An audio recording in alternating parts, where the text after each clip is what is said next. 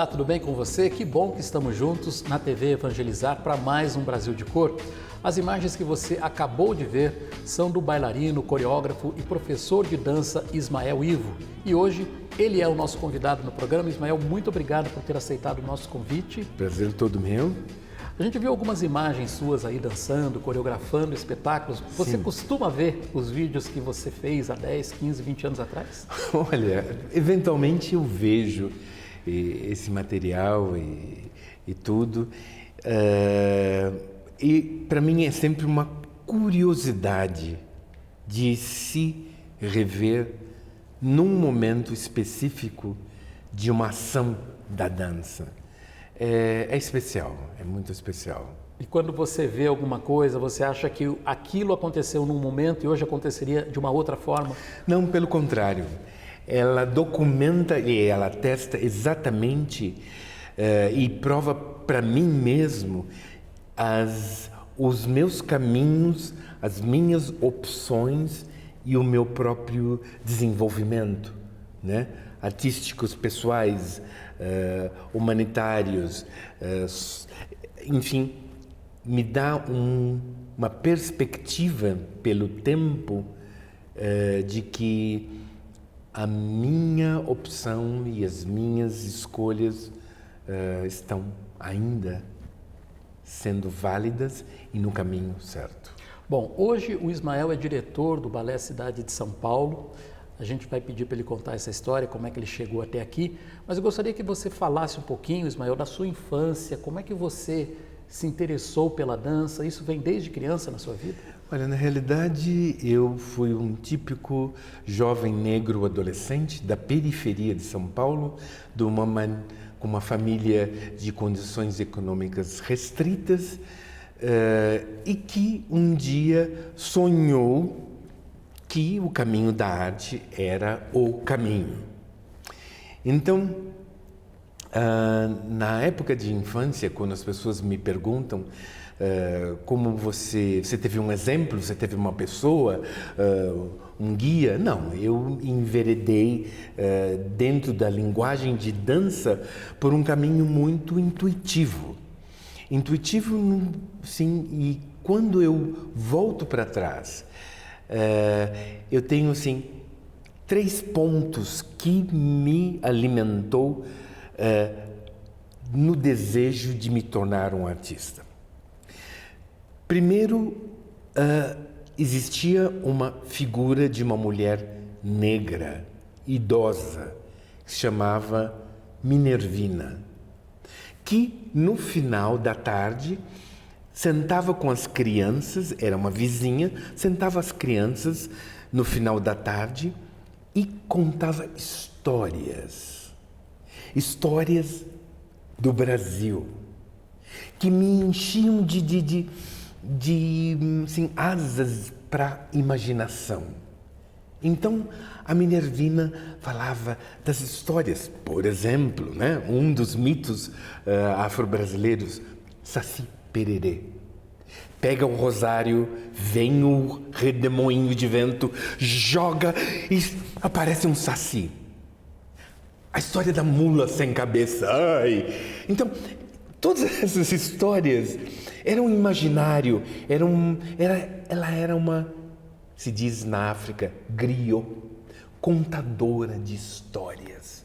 E isso me influenciou, deu asas para minha imaginação de uma maneira assim muito forte.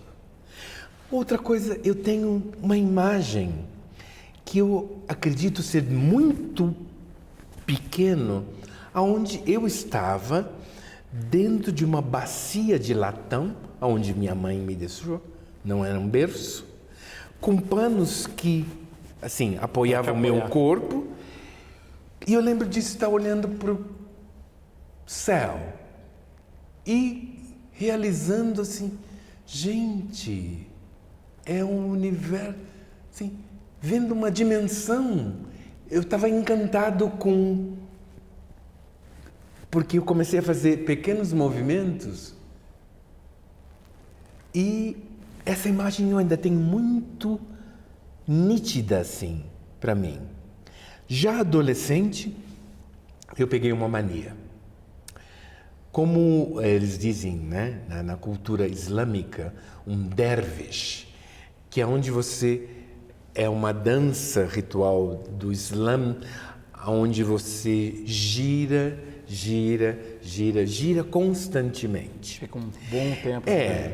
E tem uma filosofia que depois eu aprendi que é muito potente. As pessoas porque entram em transe, perguntaram, inclusive. é uma espécie de, não é como a gente conhece o transe, a possessão, não, é tranquilo, é esse giro constante que não termina e não tem ups and down, é a continuidade desse movimento de girar é que determina o estado de. E filosoficamente eles dizem assim, quando foi perguntado a um dervish, esse bailarino da dança, dervi, o que é essa dança? E qual o efeito no corpo dessa dança? Ele disse porque com essa dança, com esse giro constante, eu consigo criar um elo de conexão, de força com o Supremo, com o Divino. E dentro da minha vida, se eu, dentro dessa prática do giro, eu encontrar um segundo com essa energia do cosmos, do divino, eu tenho que dançar minha vida inteira em celebração. Porque vale muito a pena. Então, quer dizer, eu quando era pequeno, adolescente, não sei também porquê, eu gostava de girar, gira, até ficar tonto e cair no chão. E aí, caindo no chão, assim,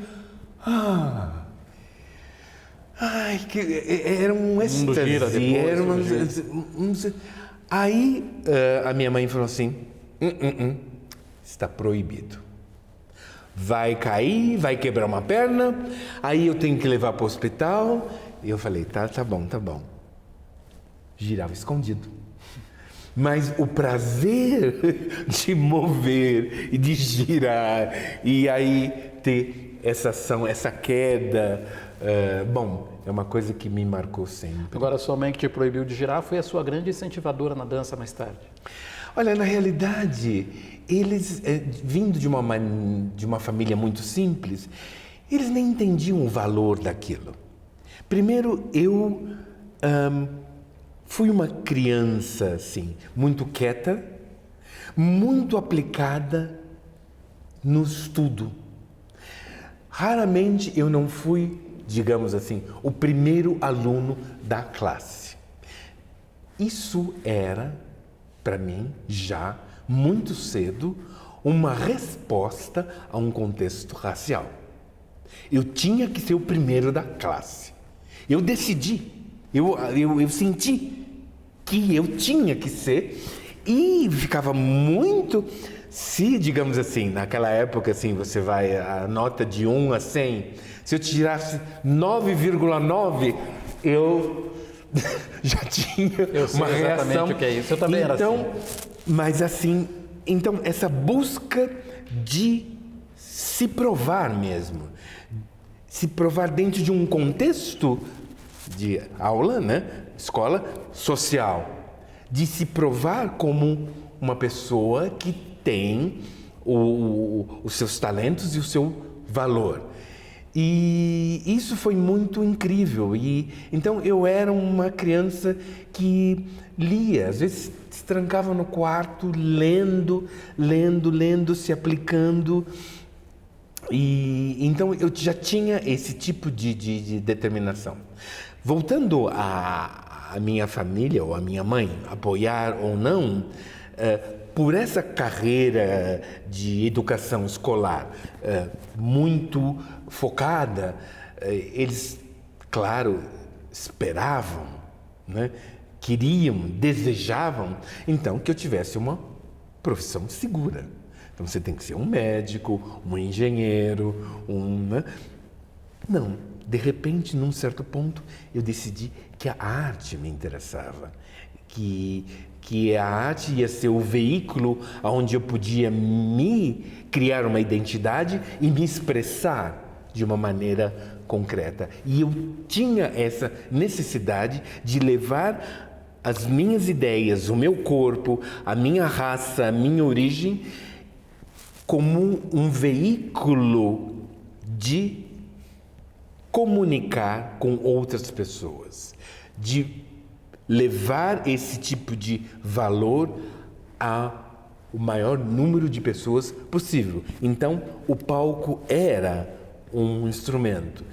E então é uma opção que no início eles não me entenderam, claro, e também vindo, como eu falei, né, de origens modestas, humildes, então não era um sonho compatível, né, com a estrutura daquela família negra da Zona Leste, e de repente a arte em si ainda muito encarada como um privilégio da classe média. Mas aí eu insisti, né? Insisti, corri atrás, e no momento, claro, eles não puderam se opor, nem tentaram, e lá na frente, para eles é um motivo de orgulho incrível, né? Quando eu penso hoje em dia, né? Agora muito recentemente, 2 exemplos. Eu, dentro do programa da TV Cultura, Roda Viva, 2 horas de um debate ideológico, político, racial, artístico. Eu fico pensando assim, se minha mãe estivesse vendo, ela estaria muito envolvida, muito gratificada com isso, né? 3 semanas atrás, eu e uma outra bailarina negra, que agora brasileira, que está nos Estados Unidos, Ingrid, no Conversa com o Bial, pela TV Globo. Também um momento assim muito contundente, onde a gente, eu e Ingrid, falávamos do espaço onde o artista negro hoje é inserido, ou às vezes permitido a estar. Que tipo de outros espaços precisam ser conquistados? Porque existe uma gama de talentos que se tornam invisíveis, porque você não tem a possibilidade de encaminhar, né, as suas energias, provar os seus talentos. Existe sempre assim o provar, né? Então nós falávamos muito sobre as nossas conquistas de espaço e visibilidade. Ismael, me conta como é que você se transformou num bailarino profissional. Como é que foi essa sua trajetória no início da carreira? É muito interessante porque as pessoas, quando me perguntam como é que a origem disso tudo, como é que você conquistou territórios?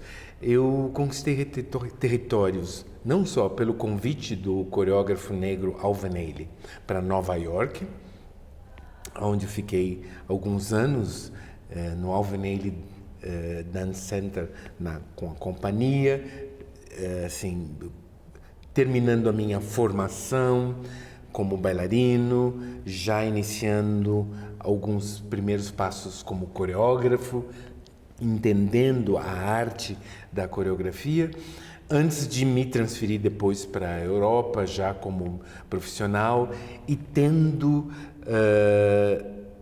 assim, aberto outros campos onde o próprio educação, o ensino da dança. Ter conquistado ser o primeiro diretor negro e estrangeiro no Teatro Nacional Alemão, cidade de Weimar, o teatro do Goethe, o grande gênio da literatura alemã.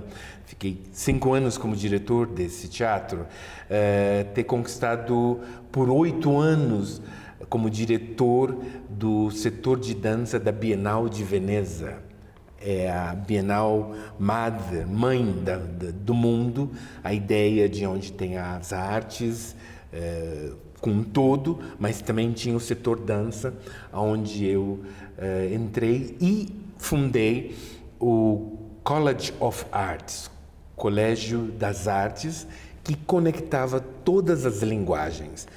A cidade de Viena, onde eu criei, que hoje eu sou só um conselheiro, para o Impuls Tanz, onde é o festival atualmente maior festival de dança contemporânea do mundo, onde com a minha influência eu comecei como brasileiro, negro, artista, a direcionar a evolução da própria dança contemporânea europeia.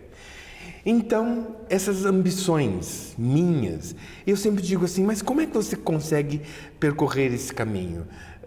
Eu só tenho uma palavra assim: trabalho, dedicação, paixão e, acima de tudo, acreditar. Mas você é um workaholic? Você trabalha 18, 20 horas por dia? Olha, eu tento me controlar, mas eu trabalho muito.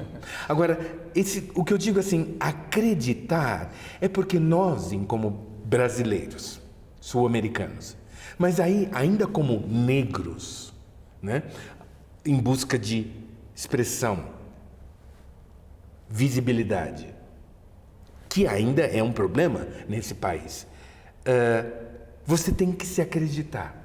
Mas esse acreditar é sem nenhuma garantia. Eu sempre digo assim, como eu não tinha nada a ganhar, a princípio, não tinha nada a perder. Então, mete as caras e vai, e faz, e conquista os espaços. Alguém te garante? Ninguém te garante.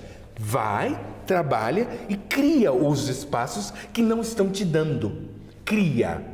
E se tiver que adentrar portas, isso já me dizia minha avó, não bate e espera. Abre a porta e entra e ocupa o espaço que você pensa que pertence a você. Então, eu tenho um pouco esse tipo de atitude. Vindo aqui para o Brasil, né? Depois de desenvolver esse percurso Estados Unidos, Europa, já estando em vários projetos na Ásia, Japão, Tailândia e vários outros países, vem esse convite de retornar ao Brasil pelo então prefeito João Dória. E aí então, numa coletiva no próprio gabinete do prefeito, para anunciar que eu estava sendo nomeado um dos diretores do Teatro Municipal de São Paulo, que tinha passado por várias conturbações, eu disse assim, bom, a primeira coisa que eu quero dizer para vocês, 40 jornalistas, fotógrafos, eu, um adolescente negro, de família carente, vindo da zona leste, da periferia de São Paulo, que ousou ter um sonho, que através da dança você podia construir uma identidade como artista jovem negro e encontrar um caminho de excelência. Por isso, hoje eu estou o primeiro negro em 50 anos assumindo a direção do Balé da cidade de São Paulo. Bom, vocês, não sei se vocês perceberam, mas o sotaque do Ismael Ivo é um pouco acentuado, ele tem algumas diferenças. Afinal, o Ismael Ivo morou mais de 30 anos fora do Brasil, 33 Exatamente. anos, se não me falha a memória, né, Ismael? Isso. E você fala hoje 6 línguas. Isso também é fruto dessa coisa de meter a cara e aprender sempre? Olha, eu foco e me dedico. Várias línguas, como o alemão, que é uma das línguas mais difíceis, então eu tive que ter um professor, né, que me orientasse. Mas eu gostei, me apaixonei por essa diversidade, é quase como uma torre de Babel, né? Uma Babilônia de línguas aonde eu pudesse expressar as minhas ideias e pensamentos de uma forma direta. Você fala português, inglês? Português, espanhol, francês, italiano, alemão e inglês. Qual a língua mais fácil depois do português que você aprendeu? Olha, não sei, depende sempre do exercício de onde você está por um longo tempo. Esses 8 anos como diretor no setor de dança da Bienal de Veneza, então eu tive que exercitar muito o italiano, né? Mas tem a proximidade com o espanhol. Se eu estou na França, depois de uma semana em Paris, aí o francês começa a voltar e começa a se acentuar. Então, depende muito. O que você conseguiu mudar na direção do Balé de São Paulo em praticamente 3 anos que você está à frente do balé? Bom, primeiro passo, balé da cidade de São Paulo. Eu entro o primeiro dia, eu vejo um grupo de 34 bailarinos e eu vejo um negro.